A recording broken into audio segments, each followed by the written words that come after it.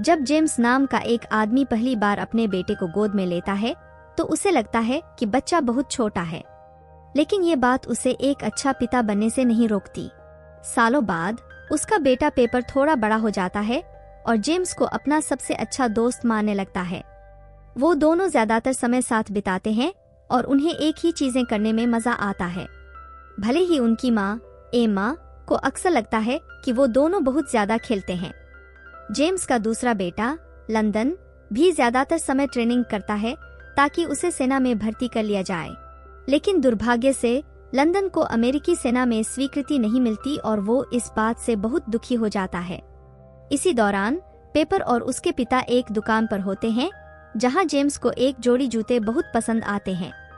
Paper पूछता है कि क्या वो उन्हें खरीदेंगे। जेम्स कहता है कि बाद में खरीद लेंगे क्योंकि अभी उनके पास पैसे नहीं हैं। जब वो घर वापस आते हैं तो उन्हें निराश लंदन दिखता है, जो अपने पिता को बताता है कि क्या हुआ। रात के खाने के दौरान लंदन को कुछ भी खाने में परेशानी होती है और वो गुस्से से टेबल छोड़कर चला जाता है। पेपर को भी समझ आ जाता है कि क्या हुआ और वो डर जाता है क्योंकि इसका मतलब है कि जेम्स को जापान के खिलाफ युद्ध में अमेरिकी सेना के लिए स्वयंसेवक के रूप में अपने परिवार का प्रतिनिधित्व करना होगा। पिपर को ये बात अच्छी नहीं लगती और वो रोने लगता है क्योंकि उसका पापा अगले दिन ही उन्हें छोड़कर चले जाएंगे। अगले दिन जेम्स अपने परिवार को अलविदा कहता है और लंदन से कहता है कि वो खुद को किसी भी चीज के लिए जिम्मेदार न माने। फिर वो प्यार से पेपर को गले लगाता है, जो अपने पापा का पीछा करते हुए ट्रक के दरवाजे तक चला जाता है। जेम्स अपने बेटे को एक बार फिर से गले लगाकर ट्रक में बैठ जाता है और युद्ध के लिए चला जाता है। कुछ दिनों बाद एम्मा पेपर को डॉक्टर फॉक्स के पास ले जाती है। डॉक्टर फॉक्स ये समझने की कोशिश कर रहे हैं कि पिपर लंबा क्यों नहीं हो रहा है। पिपर उनसे पूछता है कि क्या वो बौना है। डॉक्टर फॉक्स कहते हैं कि उसे ऐसा नहीं सोचना चाहिए क्योंकि सिर्फ बौनेपन से ग्रस्त लोगों को ही ऐसा कहा जाता है। फिर एम्मा डॉक्टर फॉक्स को बताती हैं कि उनके बेटे फ्रेडी ने ही उनके बेटे को इस तरह से चिढ़ाया था। हालांकि डॉक्टर फॉक्स अपने बेटे से बात करने की बात कहते हैं, पिपर को ये पसंद नहीं आता क्योंकि इससे फ्रेडी उसे और तंग करेगा। जैसे ही उनकी बात चलती है, डॉक्टर फॉक्स पूछते हैं कि जेम्स कब वापस आएंगे। जब एम्मा और पिपर बताते हैं कि वो गर्मियों तक वापस आ जाएंगे तो डॉक्टर बहुत खुश नहीं दिखते। पता चलता है कि डॉक्टर फॉक्स थोड़े समय बाद आने वाली गर्मियों के आसपास एम्मा को पसंद करने लगे हैं और जेम्स की जगह लेना चाहते हैं। पिपर अपने भाई से थोड़े पैसे लेता है और दुकान पर जाकर अपने पापा के लिए उनके पसंदीदा जूते खरीदता है। वो एक जादू के शो के 2 टिकट भी खरीद लेता है ताकि वो और उसके पापा साथ में देख सकें। इसी बीच अमेरिकी सेना का एक अधिकारी एम्मा के घर आता है और उन्हें बताता है कि जेम्स को दुश्मन के सैनिकों ने बंधक बना लिया है। हालांकि वो ये भी कहता है कि उसे ये पता नहीं है कि जेम्स जिंदा हैं या मर चुके हैं। आदमी के जाने के बाद एम्मा टूट जाती है और वो लंदन को भी बता देती हैं। वापस जाते समय रास्ते में फ्रेडी पिपर को तंग करता है क्योंकि पिपर ने उसके पापा को उसके द्वारा इस्तेमाल किए गए नाम के बारे में बताया था। वो पिपर द्वारा जेम्स के लिए खरीदे गए जूतों को भी इधर उधर फेंकता है। थोड़ी देर परेशान करने के बाद फ्रेडी पिपर को जाने देता है। जब पिपर घर जाता है तो देखता है कि एम्मा और लंदन दोनों दुखी हैं। वो पूछता है कि क्या हुआ, तो एम्मा उसे सच बता देती हैं और गले लगा लेती हैं। कई दिनों बाद पेपर बहुत दुखी हो गया। उसका जादू का शो, जिसे वो जेम्स के साथ देखने वाला था, उसी दिन हो रहा था। एम्मा ने लंदन से बहुत जोर लगाकर कहा कि वो पेपर को शो पे ले जाए। लंदन मान गए, लेकिन शो उन्हें बिल्कुल पसंद नहीं आया तो वो बाहर चले गए। जादूगर बेन मंच पर आया और उसने एक ट्रिक के लिए किसी को बुलाया। पेपर ने हाथ नहीं उठाया, पर उसे ही स्टेज पर बुला लिया गया। बेन ने कहा कि पेपर ही जादू दिखाएगा। पेपर को लगा सब उसका मजाक उड़ाएंगे। फ्रेडी ने भी उस छोटे लड़के के गलती करने पर मजाक किया, लेकिन बेन ने पेपर से कहा कि वो बाकी लोगों की बातों को ना सुने। बेन ने पेपर पर जादू चलाने का नाटक किया और फिर उससे दूर टेबल पर रखी बोतल को अपनी तरफ खींचने को कहा। पेपर को लगा वो नहीं कर पाएगा, पर बेन ने उसे हिम्मत दी और आखिर में वो बोतल को अपनी तरफ खींच लाया। सब लोग हैरान रह गए। अगले दिन चर्च में एम्मा और लंदन के साथ पेपर ने पादरी क्रिसन को सुना कि वो लोग युद्ध में लड़ रहे सैनिकों के लिए क्या कर सकते हैं। पादरी ने कहा कि अगर उनमें राई के दाने जितना भी विश्वास हो तो वो पहाड़ भी हिला सकते हैं। उन्होंने ये भी कहा कि अगर पहाड़ हिलना मुमकिन है तो युद्ध खत्म होना भी मुमकिन है। पेपर ने ये बात सच मान ली और सरसों का दाना लेने दुकान पर चला गया।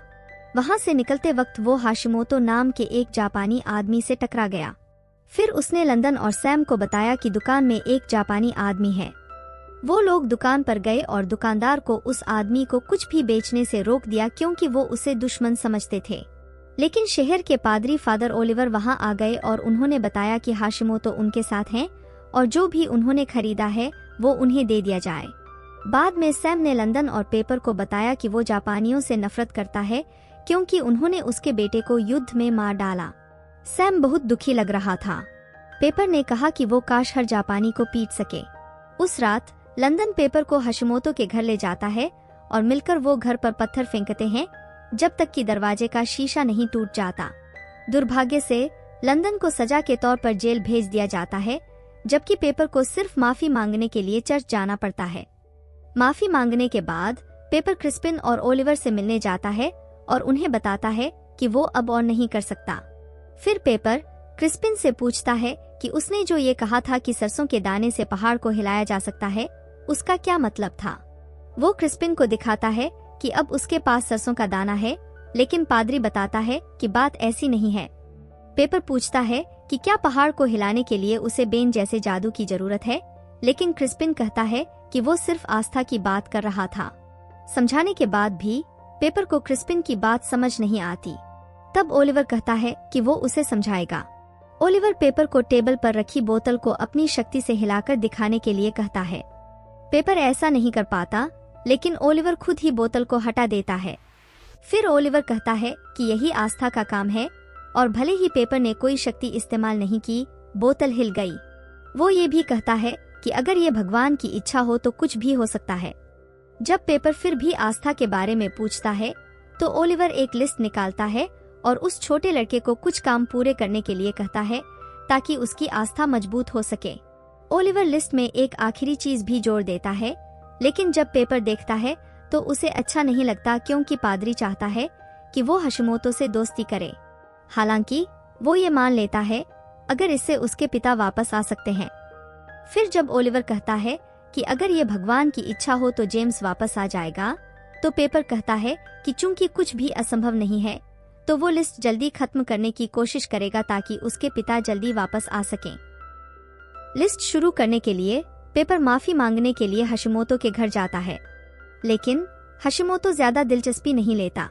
पेपर ओलिवर को बताता है और पादरी सुझाव देता है कि वो हाशिमोतो को कोई तोहफा दे।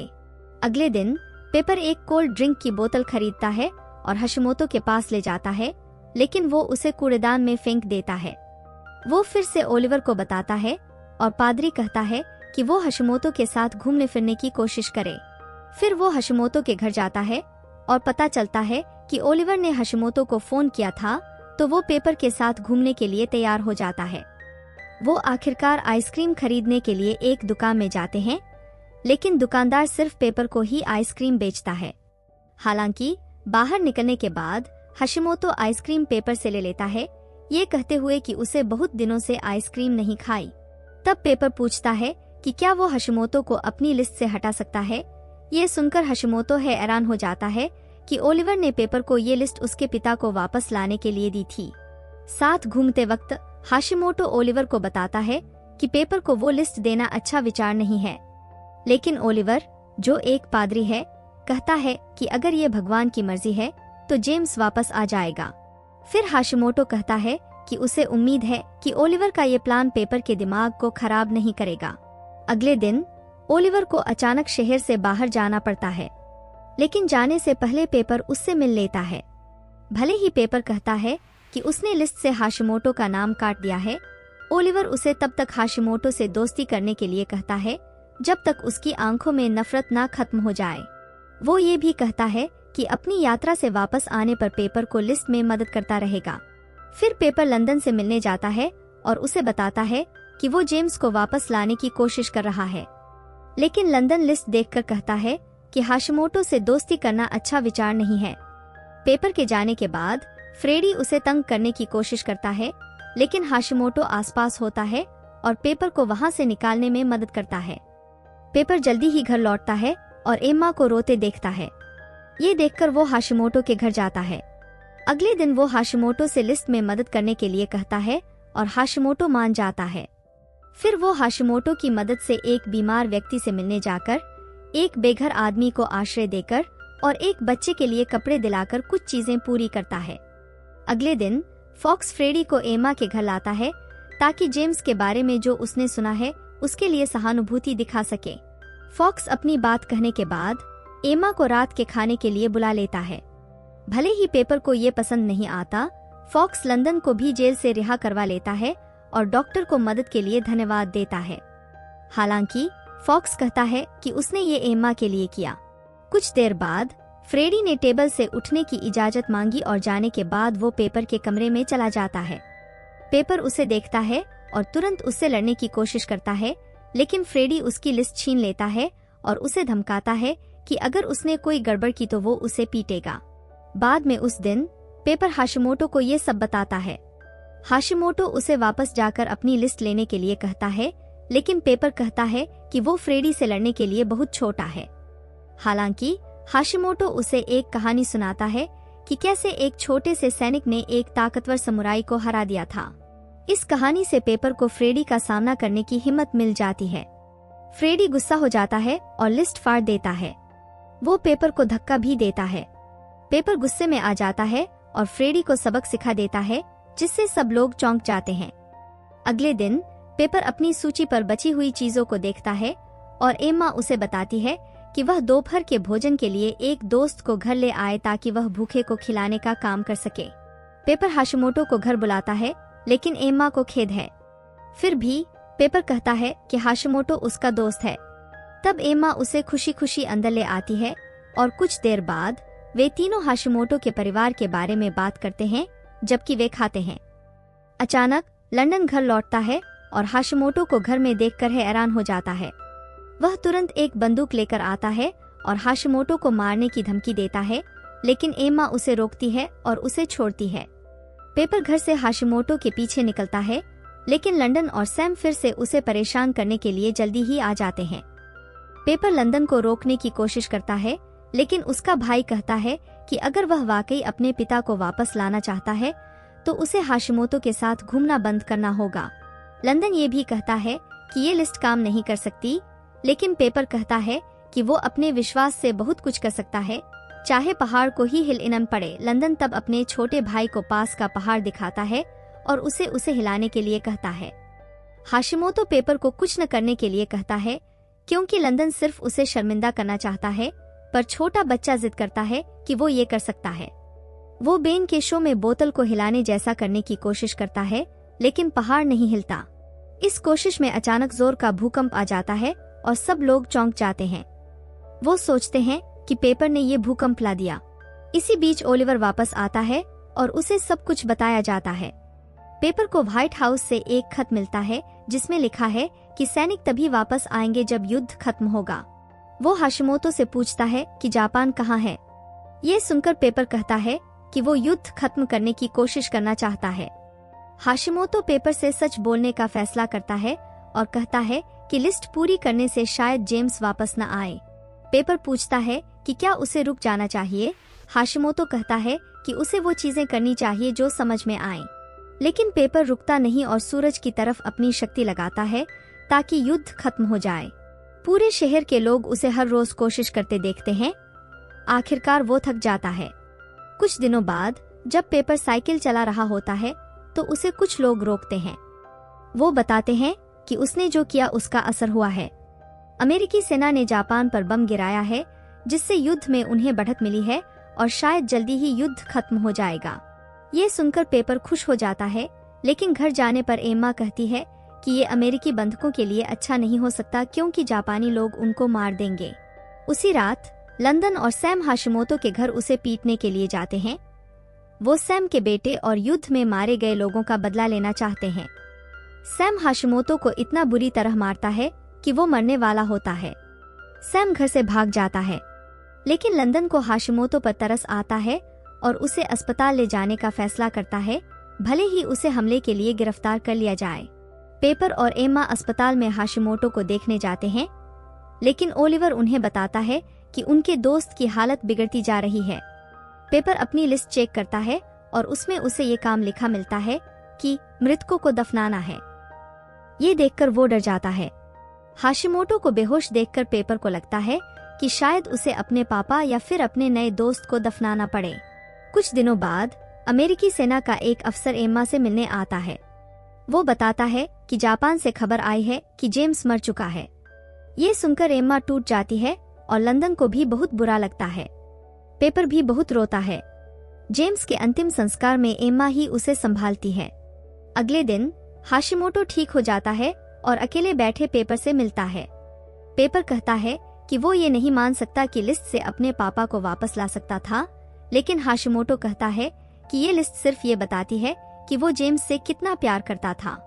वो ये भी कहता है कि लिस्ट ये साबित करती है कि वो जेम्स को वापस लाने के लिए कुछ भी करने को तैयार था। इसके बाद पेपर जेम्स की कब्र पर जाता है और वहाँ लिस्ट छोड़ देता है। अगले दिन एम्मा पेपर को फॉक्स के पास ले जाती है क्योंकि पेपर की लंबाई नहीं बढ़ रही है। फॉक्स कहता है कि उसके पास कुछ थ्योरीज हैं और वो बाद में इनके घर पर इस बारे में बात कर सकता है।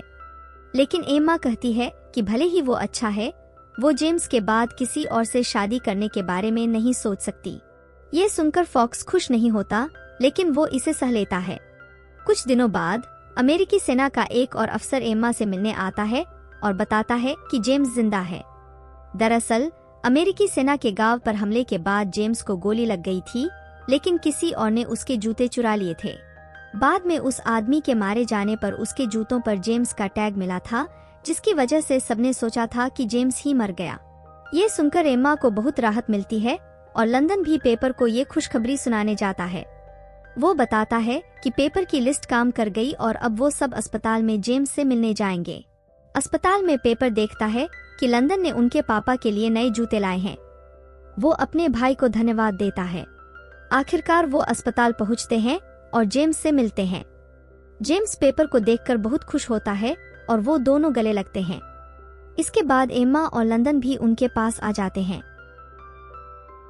कुछ समय बाद जेम्स पूरी तरह से ठीक हो जाता है और अपने परिवार के साथ घर वापस लौट आता है। इस तरह के और वीडियो के लिए सब्सक्राइब करें, नोटिफिकेशन चालू करें और लाइक छोड़ें। देखने के लिए धन्यवाद।